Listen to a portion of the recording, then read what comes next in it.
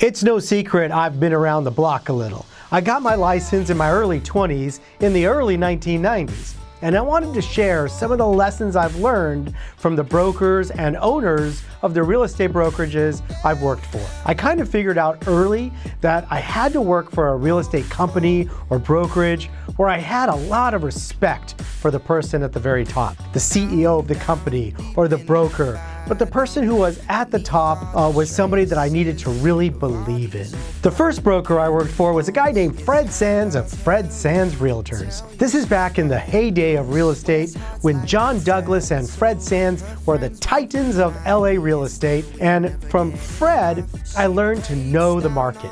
In 1992, my first year in real estate, Fred Sands was criticized and applauded for sending a letter to homeowners that had their house on the market, and he said they needed to reduce the price of their home to sell, or it could take months or even years to sell. In hindsight, the 1992 market was really terrible, and he was absolutely right. If you're enjoying this content, please hit the like button, hit that subscribe button so you don't miss any future videos. After Fred, I worked for John Arrow of John Arrow & Associates. I loved working for John, and from him I learned a lot, including the power of a handwritten note.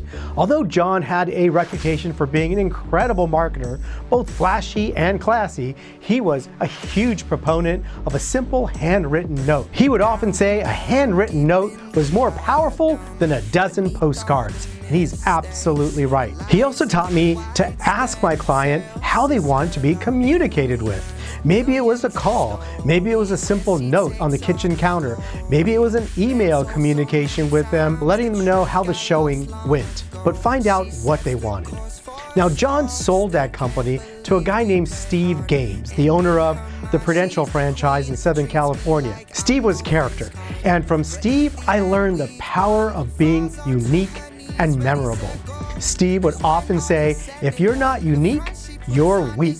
And most people in Los Angeles know 2 or 3 real estate agents. So if you're not memorable, you're not even in the game.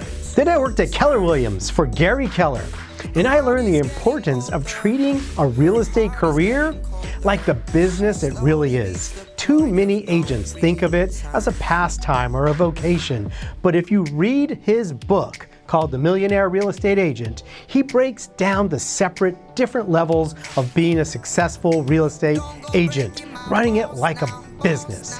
That book is kind of the Bible of a successful real estate career, even today.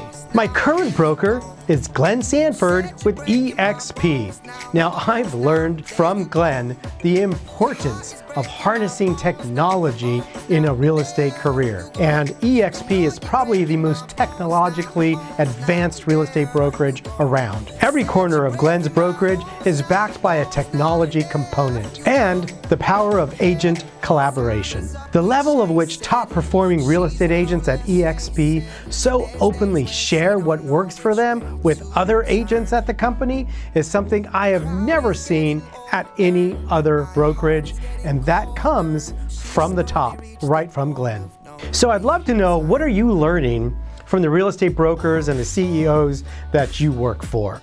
Is it important to you that the person at the top is a person that you look up to? It is for me. Let me know what you think.